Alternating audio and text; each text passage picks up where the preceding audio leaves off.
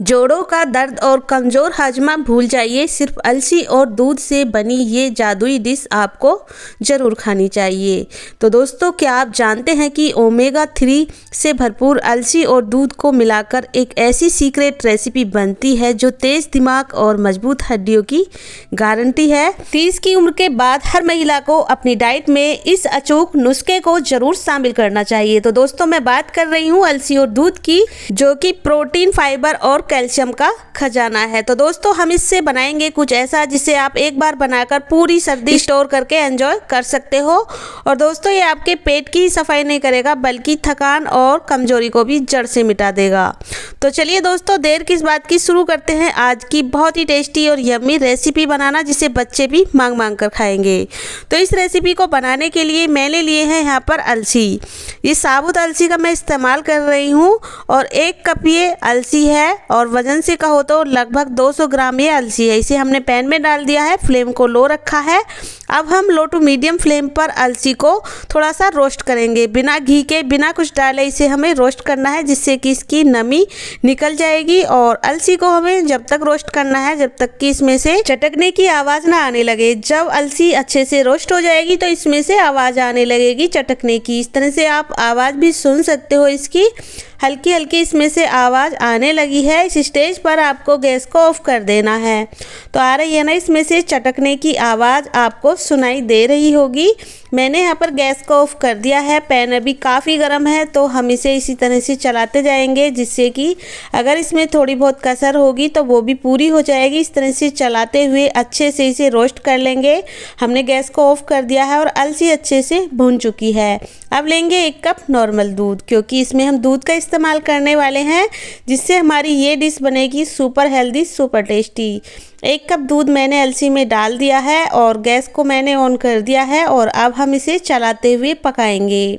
दूध के साथ जब आप अलसी को पकाओगे ना, तो इसके जो गुण हैं वो और भी ज़्यादा बढ़ जाएंगे। बहुत ज़्यादा हेल्दी और बहुत ही ज़्यादा टेस्टी ये हमारी रेसिपी बनेगी। तो दूध को हमें जब तक पकाना है जब तक कि जो ये अलसी है पूरी तरह से दूध को एब्जॉर्ब ना कर ले।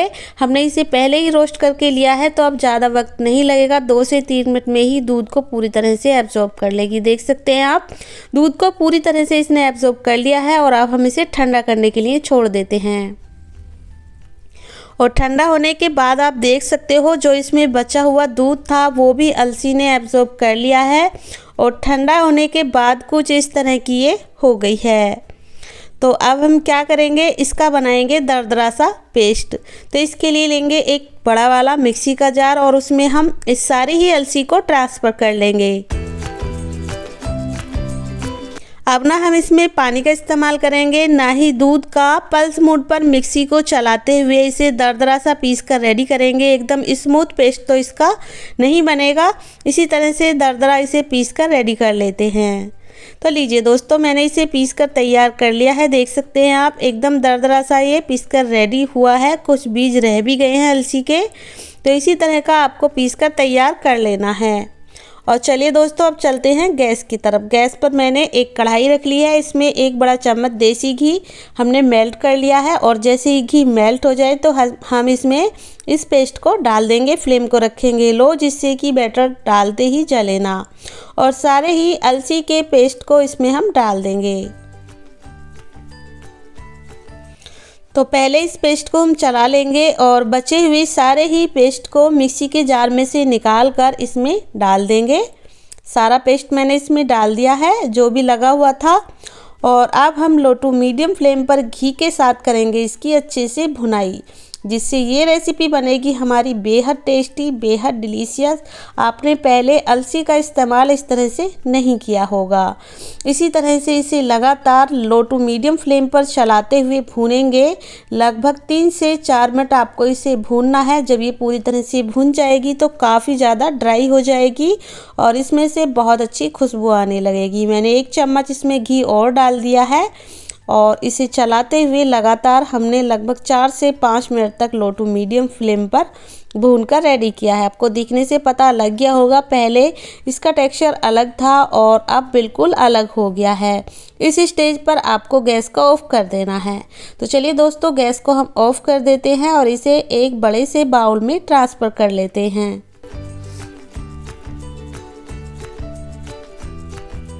तो एक बड़ा बर्तन आपको लेना है जिससे कि ये बहुत जल्दी ठंडी हो जाए। तो इसे हम ठंडा करने के लिए छोड़ देते हैं। स्पैचुला से थोड़ा सा चला दें जिससे कि ये जल्दी से ठंडी हो जाएगी।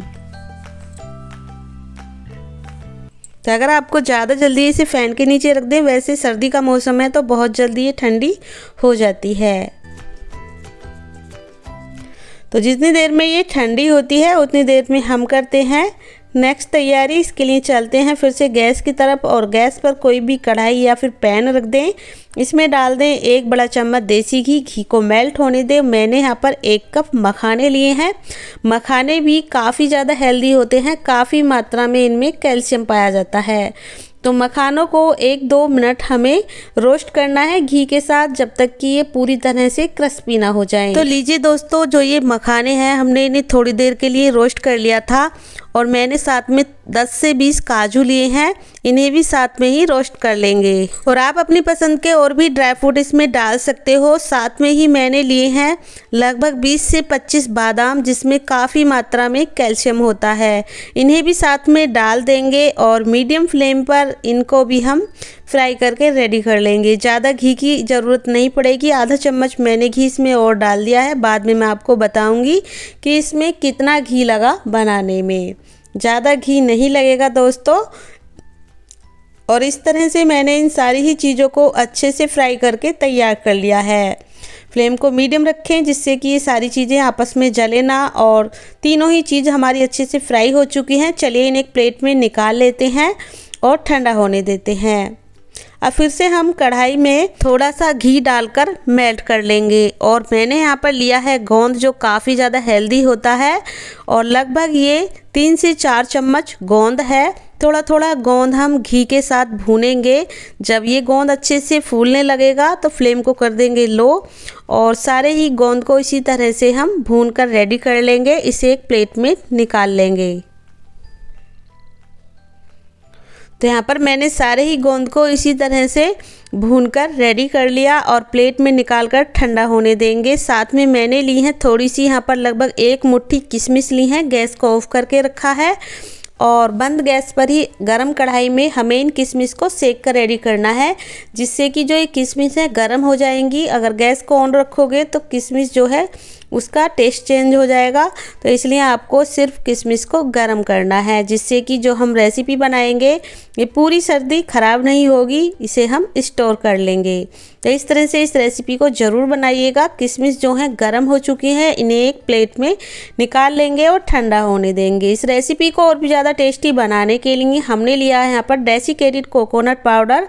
ये लगभग हम आधा कप कोकोनट पाउडर लेंगे। अभी मैंने थोड़ा ही इसमें डाला है और फ्लेम को मैंने ऑन कर दिया है और लो रखा है।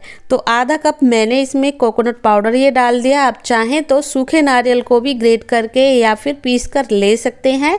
और इस तरह से ये भुन गया है। इसे भी हम एक प्लेट में निकाल कर ठंडा होने देंगे। इधर जो ये अलसी है पूरी तरह से ठंडी हो चुकी है। हाथ की मदद से इसे थोड़ा सा इस तरह से अलग अलग कर लेंगे। और जो ये कोकोनट पाउडर था इसे मैंने एक प्लेट में निकाल लिया था, जिससे कि जले ना। और सारे ही पाउडर को अलसी में डालकर अच्छे से मिक्स करना है। तो इधर जो ये हमने ड्राई फ्रूट फ्राई किए थे वो भी अच्छे से ठंडे हो चुके हैं। अलसी को अभी के लिए साइड में रख देते हैं और जो गोंद है ये भी ठंडा हो चुका है। अब इसके लिए हम लेंगे एक बड़े साइज का मिक्सी का जार। सारे ही ड्राई फ्रूट को इसमें डाल देंगे, गोंद को भी डाल देंगे और सारी ही चीज़ों को हम दरदरा पीस कर रेडी करेंगे। एकदम बारीक आपको इसका पाउडर नहीं बनाना है, थोड़ा सा दरदरा ही पीस कर तैयार करना है। और साथ में ही 2 इलायची भी डाल देंगे, या फिर आप इलायची पाउडर का भी इस्तेमाल कर सकते हो। और चलिए इन्हें पीस लेते हैं। और आप देख सकते हैं थोड़ा सा हमने दरदरा ही इन सारी चीज़ों को पीस कर रेडी किया है, एकदम बारीक पाउडर नहीं बनाया है। इन्हें भी हम डाल देंगे अलसी में ही। सारी चीज़ों को इस तरह से डालते जाएंगे और हाथ की मदद से अच्छे से मिक्स कर लेंगे। तो इस तरह से हाथ से टाइटली आपको मसलते हुए मिक्स करना है, क्योंकि ये जो हमारा मिश्रण है बिल्कुल भी गीला नहीं होना चाहिए। इसी तरह से आपको मिक्स कर लेना है। और साथ में ही मैंने लिया है 1 कप गेहूं का आटा भुना हुआ। अगर आप आटे को स्किप करना चाहें तो कर सकते हो, लेकिन आटा डालने से इसमें बाइंडिंग अच्छी आएगी। तो 1 कप ये गेहूं का आटा है, जिसे आप लो फ्लेम पर भूनकर ठंडा कर लीजिएगा। मैंने पहले से ही भून कर रखा था और इस वक्त इसमें डाल दीजिएगा। हाथ की मदद से अच्छे से मिक्स करते हुए इसे मिक्स कीजिएगा। टाइटली आपको हाथ से मिक्स करना है, क्योंकि इसमें हम ना दूध ऐड करने वाले हैं, ना ही कोई और चीज़ आपको ऐड करनी है। इसी तरह से आपको मिक्स करते हुए इसे तैयार करना है। तो लीजिए दोस्तों, हमने इसे मिक्स करके तैयार कर लिया है। अब हमने इसमें सारी चीज़ें ऐड कर दी हैं। जो किशमिश थी उनको भी हम डालकर मिक्स कर लेंगे। किशमिश को आप चाहें तो बीच से कट भी कर सकते हो, मैंने साबुत ही रहने दी हैं। और इसी तरह से लगातार इसे मिक्स करते हुए हमें तैयार करना है। तो दोस्तों, हम इसमें इस्तेमाल करेंगे मीठे के लिए मिश्री का। 300 ग्राम मिश्री को छोटे टुकड़ों में तोड़कर पाउडर बनाकर मैंने रेडी कर लिया है। पहले से ही मैंने पाउडर बना के रखा था और इस मिश्री को मैं आपको दिखा रही हूँ। इस तरह की मिश्री आपको ले लेनी है। और अगर मिश्री आपके पास नहीं है तो आपको थोड़े से 2 चम्मच घी में 1 कप गुड़ को ग्रेट करके मेल्ट कर लेना है कढ़ाई में, और थोड़ा सा ठंडा करके इस वक्त इसमें डाल देना है। यहाँ पर मैंने मिश्री के पाउडर का इस्तेमाल किया है, इसे और भी ज़्यादा हेल्दी बनाने के लिए। और अगर आपके पास मिश्री नहीं है तो आप गुड़ का इस्तेमाल करें। और गुड़ को इस्तेमाल कैसे करना है, 1 चम्मच घी को गर्म करें और उसमें ग्रेट किए हुए गुड़ को डाल दें। लगभग 1 से 1.5 कप गुड़ का इस्तेमाल कर सकते हो टेस्ट के अकॉर्डिंग। और गुड़ जैसे ही मेल्ट हो जाए गैस को ऑफ कर दें और ठंडा करके इसमें डाल लें। और मैंने मिश्री का इस्तेमाल किया है तो आसानी से ये मिक्स हो जाएगा। इस तरह से हमने मिक्स करके रेडी कर लिया है। वैसे इसमें घी की इस वक्त ज़रूरत नहीं है, लेकिन मैंने फिर भी इसमें 2 चम्मच घी गरम करके डाल दिया है, इसे और भी ज़्यादा टेस्टी बनाने के लिए। अगर आपको ये मिश्रण और भी ज़्यादा सूखा लगता है तो इसमें आप घी का इस्तेमाल करें और कोई चीज़ ना डालें। तो इस तरह से ये जो हमारा मिश्रण है बिल्कुल परफेक्ट है। चलिए हम इसे बाइंड करके देखते हैं। तो ये अच्छे से बाइंड हो रहा है। इस तरह से इसे हम लड्डू की शेप दे देते हैं। हाथ की मदद से इस तरह से गोल गोल छोटे छोटे लड्डू बनाकर हम रेडी कर लेंगे इसके। आप इन्हें अलसी दूध के लड्डू भी बोल सकते हो। एक बार बनाएं और पूरी सर्दी स्टोर करें। इस तरह से हमने इनके लड्डू बनाकर रेडी किए हैं।